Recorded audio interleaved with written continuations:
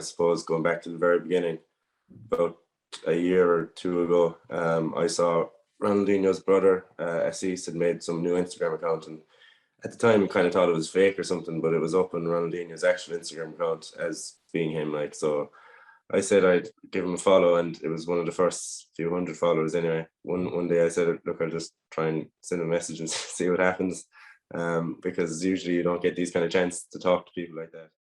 Well, nowadays you got to have that because people nowadays. Before we get straight into the podcast, I just want to give a huge shout out to our sponsors, Declan Kirby GAA Star. Declan Kirby GAA Star Championship Journey. It's a series of GAA team children's books written by primary school teacher and GAA coach Michael Egan. You can check it out in the link in the description down below, of course, as well. Follow the trials and tribulations of Declan Kirby and his team at Smithgreen Gaelic Football Club, recently formed but promising GAA team. The book is now available in Easons and all good bookshops, so check it out in the description down below, and let's get straight into it. What's the story, everyone? Welcome back to GAA Fan TV. My name is Aaron. I hope you're all keeping wonderfully well. This is another edition of the GAA Fan TV podcast, and today I spoke with Kerry senior footballer Paul Walsh. We spoke about a range of topics in today's episode. We spoke about Paul's time playing for the Kerry Minors back in 2018 and 2019. Of course, he was a part of the 2018 minor team that won the All-Ireland Senior Minor Football Championship back in 2018. And in fact, he was the Minor Footballer of the Year. So we spoke all about his experience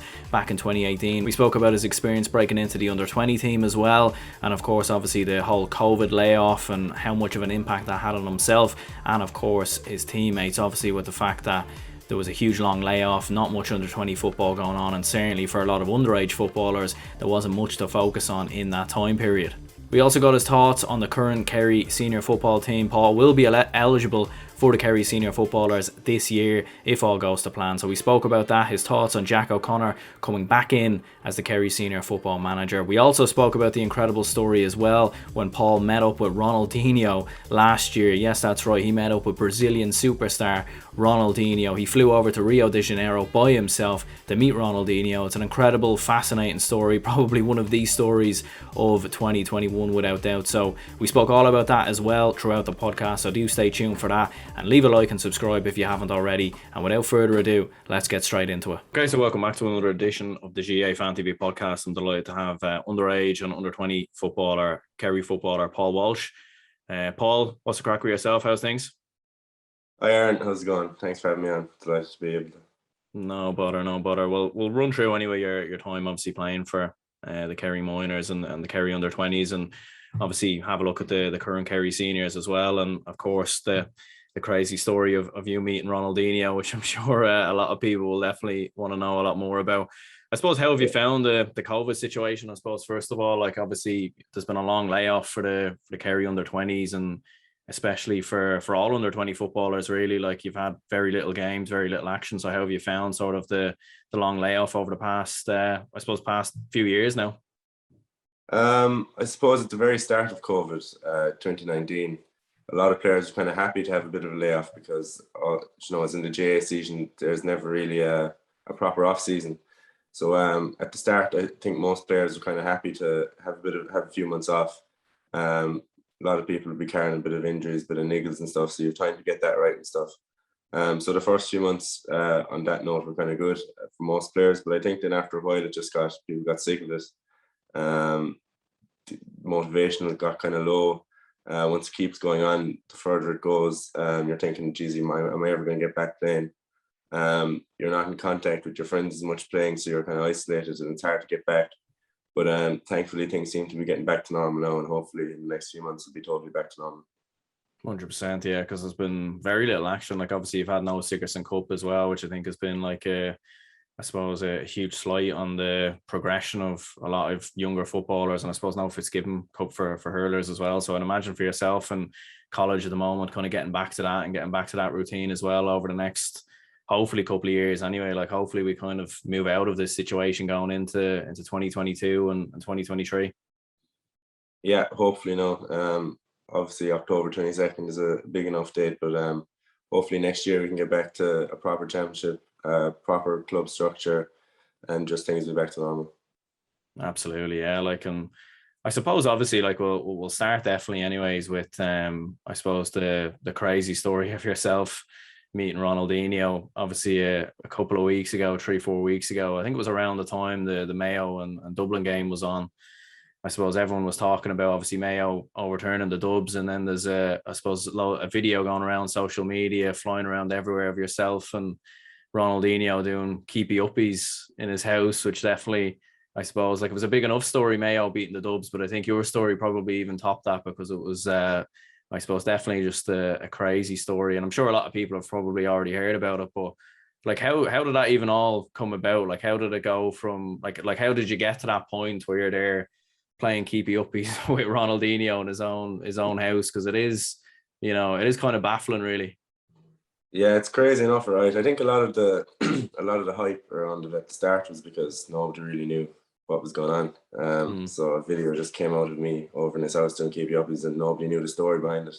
And when people don't know about things, naturally people want to find out, and I think that was kind of how the hype came about at the start. But I suppose going back to the very beginning, about a year or two ago, I saw Ronaldinho's brother, Assis, had made some new Instagram account, and at the time, I kind of thought it was fake or something, but it was up on Ronaldinho's actual Instagram account as being him. Like, so I said I'd give him a follow, and it was one of the first few hundred followers anyway.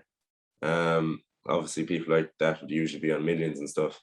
So I said one day, I said, look, I'll just try and send a message and see what happens, because usually you don't get these kind of chances to talk to people like that. So I sent him a message off in Google Translate. Went into Portuguese. Surprisingly, I still have to translate the whole script because I want to get that back to see what I actually said. But it went something like Ronaldinho has always been my hero. He's always touring around the globe and stuff. If there's ever any chance that I could actually meet him, just to take a photo with him or anything. And I was astonished. Then was it a day or two later?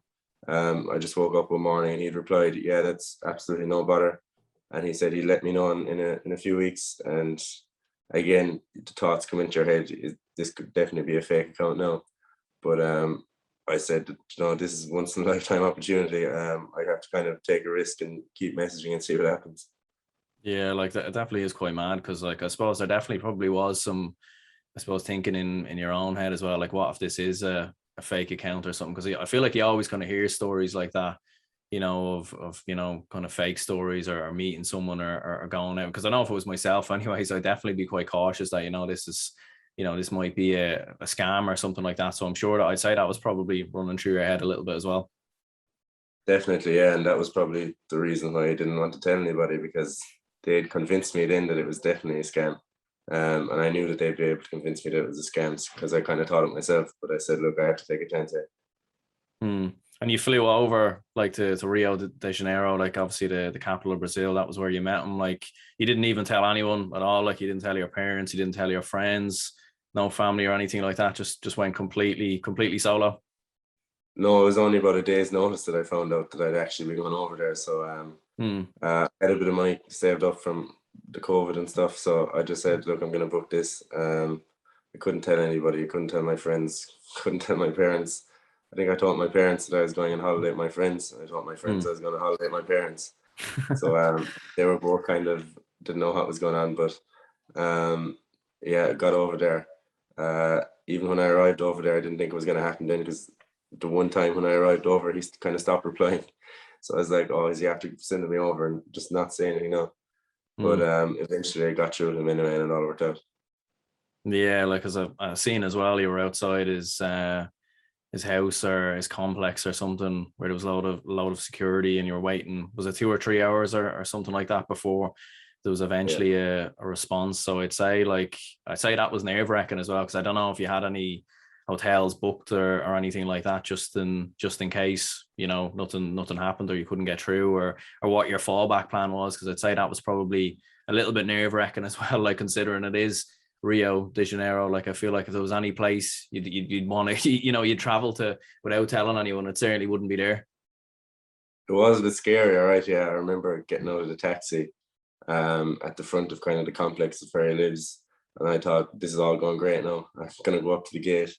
And when I went up to the gate, like nobody was answering in the house or anything, and I was trying to message SEs and ring SEs, and there was no reply. And then they told me, the security at the gate told me that look, nobody here knows you're coming. So in that moment, then I probably did think it was a scam for a few hours. But I said, look, I'm not leaving now. I'm gonna stay here for another few hours after coming all the way from Ireland at least. So eventually I got through to him, and he got through to the security, and I was allowed in, thank God.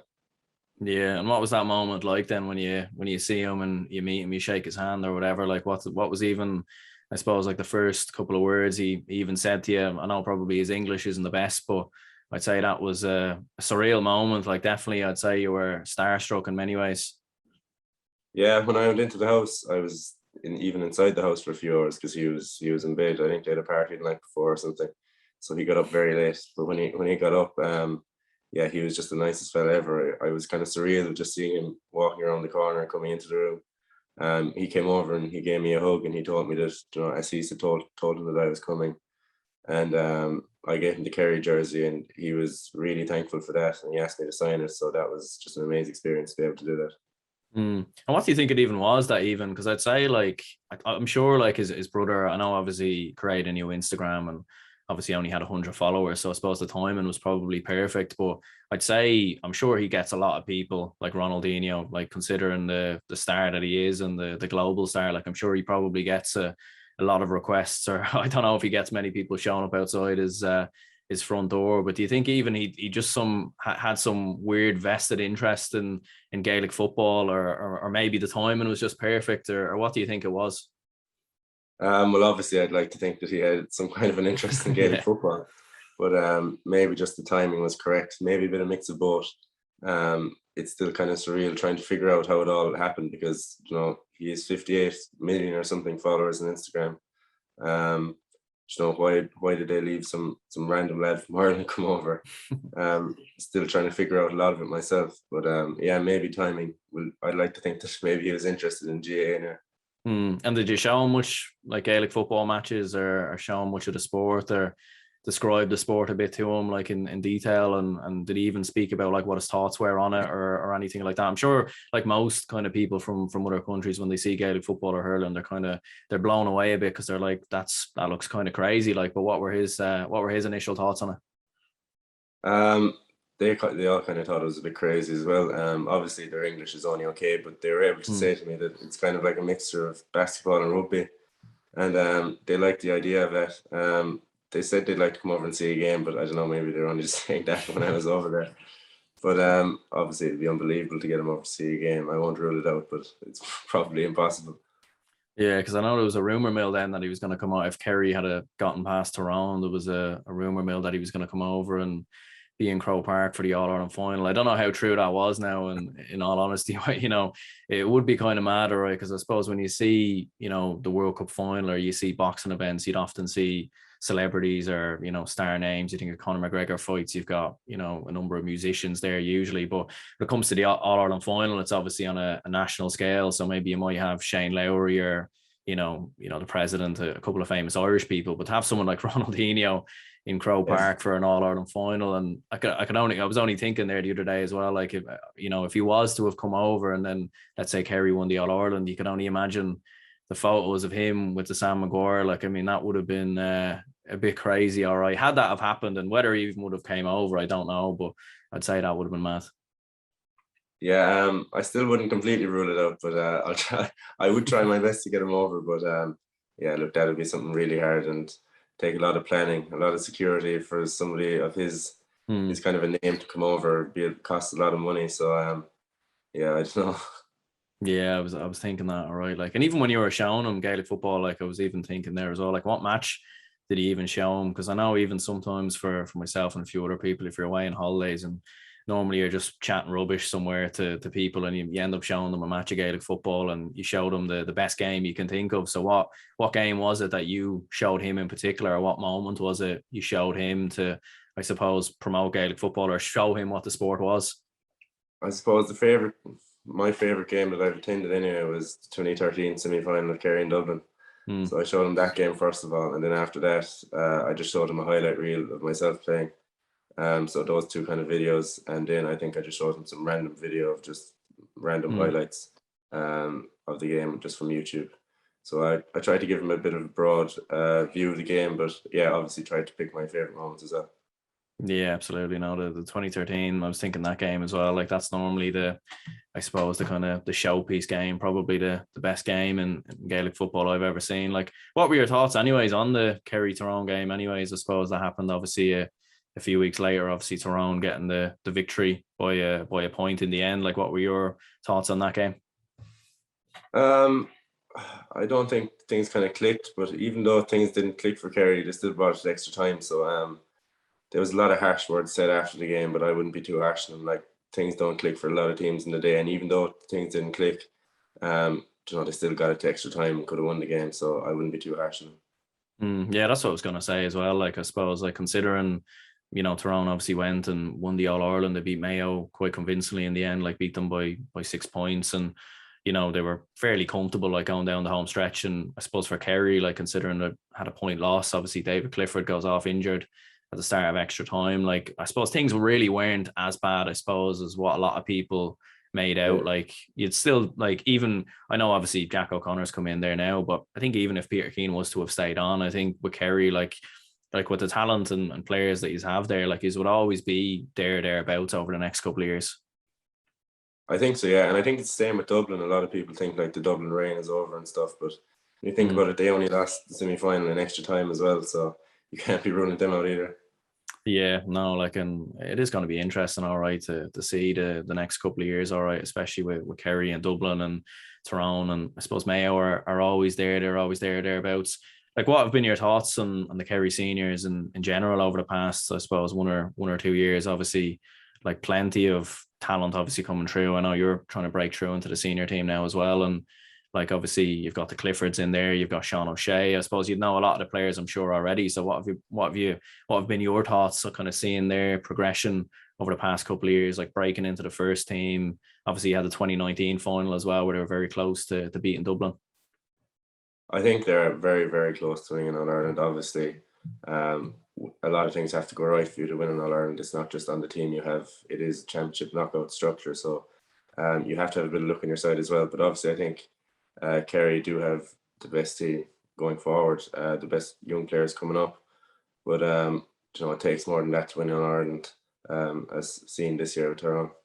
And what do you think of Jack O'Connor coming in? Obviously, he won many All Irelands before in the past. Obviously, with his 2 previous spells, he obviously won one in 04, 06 and 2009. Came back in 2009 for a second spell. So, what are your thoughts on him coming in for a third time? And I suppose, obviously, with yourself trying to break into the senior team, like, do you think him coming in, like, that will be, I suppose, because he's a man who's been there, he's done it, he has the experience, and I suppose no one knows Kerry football better than him.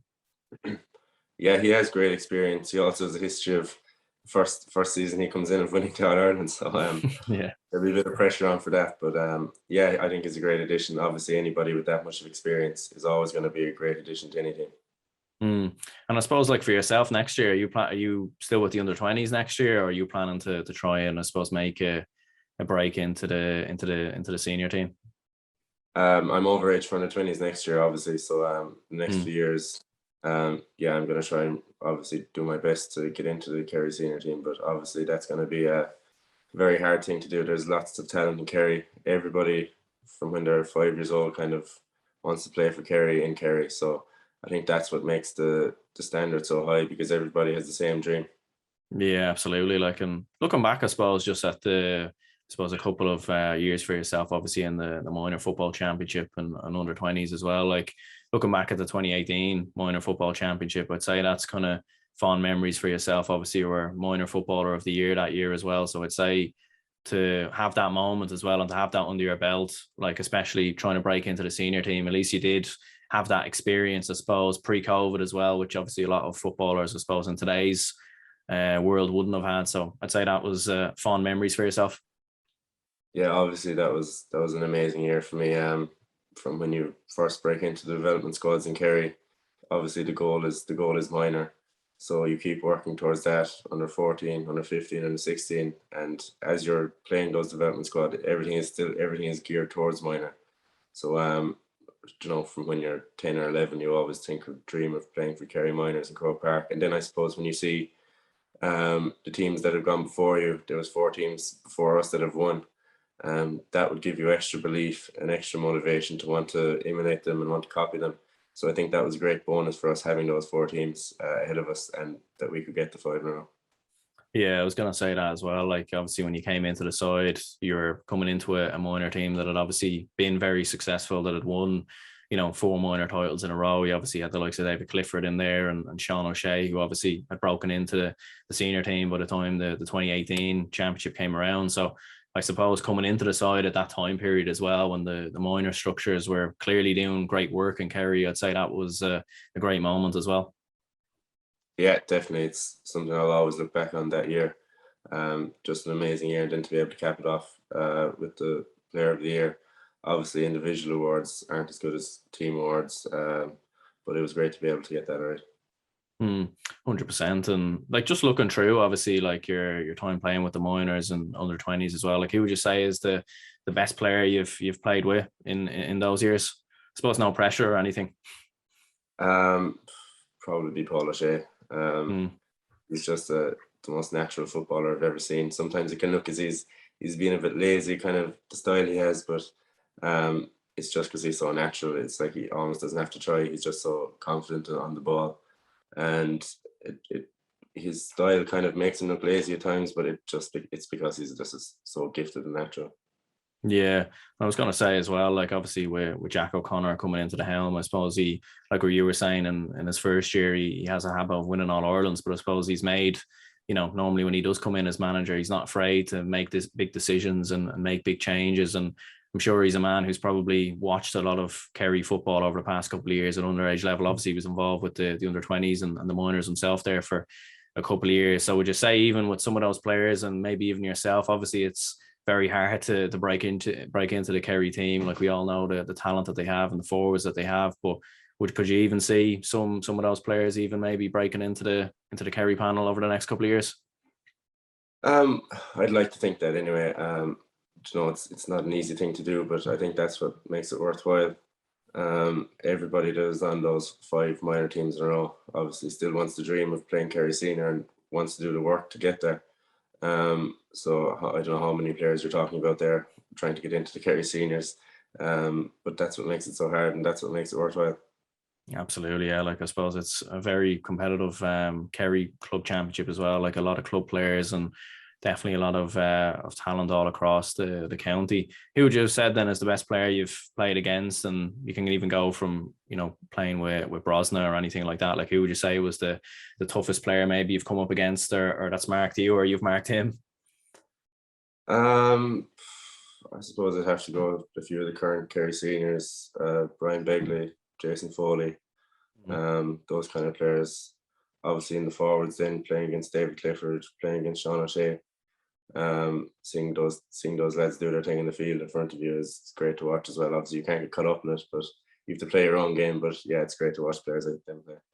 Yeah, no doubt about it. Well, look, listen, Paul, appreciate your time anyway. Appreciate you jumping on, and I suppose best of luck with getting into the Kerry Seniors next year, and obviously with your club as well. And appreciate your time. Appreciate you coming on. Cheers, Aaron. Thanks for having me.